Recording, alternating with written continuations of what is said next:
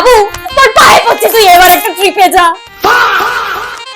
সারা জীবন deep ফ্রিজেই বরফ দেখে যাবি, জীবনে আর মানালি যেতে পারবি না। লোকের ছেলেমেয়েরা হিলিবিলি চষে বেড়াচ্ছে, পাশের বাড়ির স্নেহাকে দেখেছিস মালদ্বীপ ঘুরে এলো, তুই অন্তত লক্ষদ্বীপ যা। বলো না গো দিদি, পাড়ার বিএনপিসিতে আমি পার্টিসিপেট করতে পারি না। আরে আমি তো ওদের হট টপিক।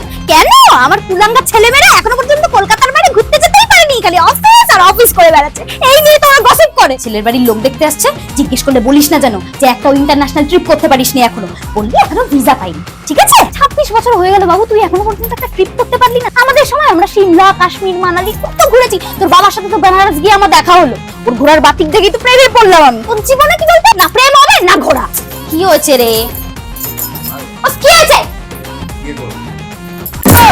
একটা বেহায়া জন্ম দিয়েছি ভগবান, বিয়ে করবে, বিয়ে বাল বাচ্চা সংসার দায়িত্ব সব নিয়ে না মরে যাও একেবারে, বুঝেছো? একটা জীবন পেয়েছো, কোথায় পাহাড় পর্বত নদী সমুদ্র, নতুন মানুষ, নতুন কালচার, নতুন নতুন বন্ধু বানানো, কুজিন ফুড পেস্ট্রি কিচ্ছু দেখো না, মরে যাও বিয়ে করে, বুঝেছো? একটা কাজ কর, বুঝেছিস? দার্জিলিং এর একটা টিকিট কাট, টাইগার হিলে চলে যা, সানসেটটা দেখে ঝাঁপ মেরে মরে যাস, তোর দ্বারা কিচ্ছু হবে না।